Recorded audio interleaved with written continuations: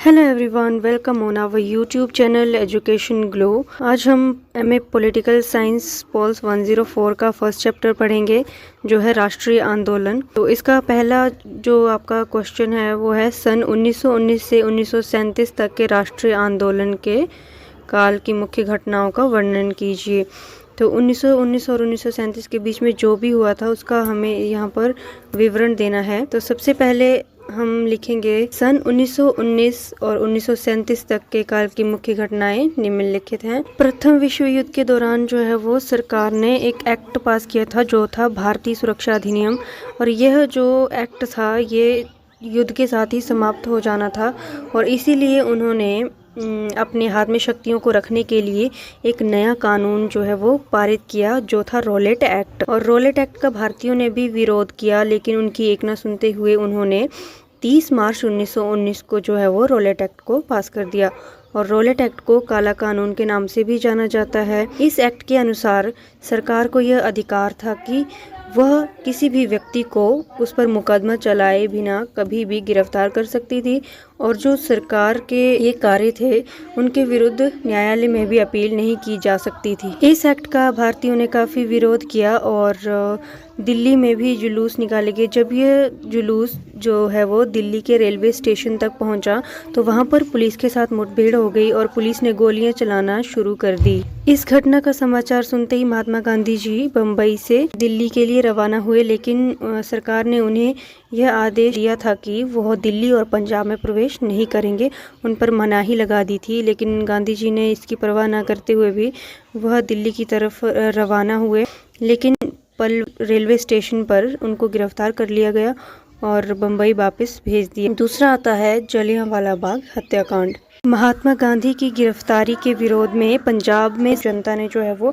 13 अप्रैल 1919 को वैसाखी वाले दिन अमृतसर के जलियांवाला बाग में एक आम सभा का आयोजन किया था। पंजाब के गवर्नर जनरल डायर ने अमृतसर शहर में धारा 144 लगा दी, सभा करने पर पाबंदी लगा दी, लेकिन यह समाचार पूरी जनता तक नहीं पहुंचा और जिसके परिणाम स्वरूप काफ़ी संख्या में लोग सभा में शामिल होने के लिए आए। जनरल डायर भी अंग्रेजी सैनिकों के साथ वहां पहुंच गया और बाग के दरवाजे पर मशीन गन लगवा दी। यह बाग चारों तरफ से घिरा हुआ था और उसमें आने जाने का केवल एक ही रास्ता था। डायर ने लोगों को बिना सूचना दिए गोली चलाने का आदेश दे दिया। सरकारी रिपोर्ट के अनुसार इस गोलीकांड में 379 लोग मारे गए और 1137 घायल हुए, परंतु वास्तव में ये संख्या जो है वो बहुत ज़्यादा थी। इस हत्याकांड के साथ ही पंजाब में जो है वो मार्शल लॉ लागू कर दिया। इस हत्याकांड के बारे में अखबारों में समाचार छापने पर पाबंदी लगा दी गई। लोगों के पंजाब में आने जाने पर पाबंदी भी लगा दी। इन अत्याचारों के प्रति विरोध प्रकट करने के लिए रविंद्रनाथ टैगोर जी ने सर की उपाधि लौटा दी और महात्मा गांधी जी ने केसरे हिंद की उपाधि लौटा दी। इसके बाद आता है असहयोग आंदोलन। रॉलेट एक्ट और जलियांवाला बाग हत्याकांड जैसी विरोधी प्रक्रियाओं को देखकर महात्मा गांधी जी ने असहयोग आंदोलन चलाने का निर्णय लिया। दिसंबर 1920 में नागपुर में हुए कांग्रेस अधिवेशन में गांधी जी ने असहयोग आंदोलन का प्रस्ताव करवा लिया, जिसकी शर्तें इस प्रकार थी। नंबर 1, सरकारी उपाधियों, किताबों आदि का त्याग करना, सरकारी शिक्षा संस्थानों का बहिष्कार, सरकारी दरबारों, उत्सवों और सरकारी समारोह में भाग न लेना, सैनिक और सरकारी कर्मचारियों मेसोपोटामिया जाने से इनकार कर देना, सरकारी सेवाओं का बहिष्कार, आपसी झगड़ों का निपटारा करने के लिए पंचायतों की स्थापना करना, चरखे का प्रचार करना, हिंदू मुस्लिम एकता को मजबूत करना,